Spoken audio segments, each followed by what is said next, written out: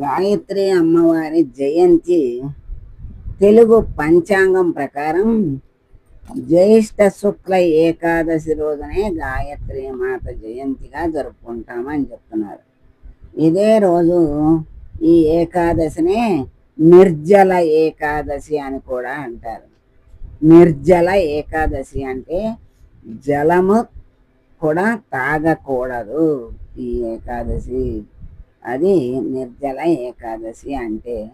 హిందూ ధర్మశాస్త్రం ప్రకారం సృష్టిలోని ప్రతి జీవిలో గాయత్రి తల్లి ఎలా ఉందంటే ప్రాణశక్తి రూపంలో ఉంది. సకల శక్తులకు ఆధారం గాయత్రి మాత. ఆ తల్లిని ప్రార్థిస్తే జ్ఞానానికి లోటే ఉండదు. మరి గాయత్రి జయంతి మాత విశిష్టత కొంచెం తెలియజేస్తున్నారు, తెలుసుకుందాం. గాయత్రీదేవిని లక్ష్మీ, సరస్వతి, కాళికాదేవికి ప్రతీకగా భావిస్తారు. అంటే ముగ్గురు తల్లులకు ప్రతీకగా. సకల వేదాలకు మూలం ఆ తల్లే, వేదమాత. అందుకే ఆ తల్లిని వేదమాత అని కూడా అంటారు.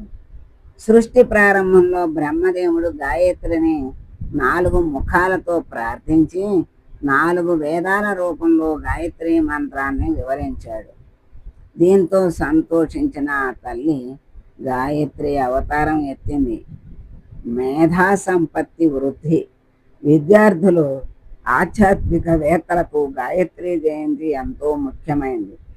4 వేదాల సారాంశమే గాయత్రి మంత్రం. గతంలో గాయత్రి మంత్రం మహిమలు కేవలం దేవీ దేవతలకు మాత్రమే పరిమితమయ్యాయట. అయితే విశ్వామిత్ర మహర్షి ఈ మంత్రాన్ని సాధారణ ప్రజలకు అందుబాటులోకి తీసుకొచ్చారు. గాయత్రి జయంతి రోజు భక్తులు ఉపవాసం ఉంటారు. వేదాల్లో వివరించిన ప్రకారం రోజు కనీసం 108 సార్లు గాయత్రి మంత్రాన్ని జపిస్తే వచ్చే ఫలం అనంతంగా ఉంటుంది అని చెప్తున్నారు. గాయత్రి మాత జ్ఞానానికి ప్రతీక.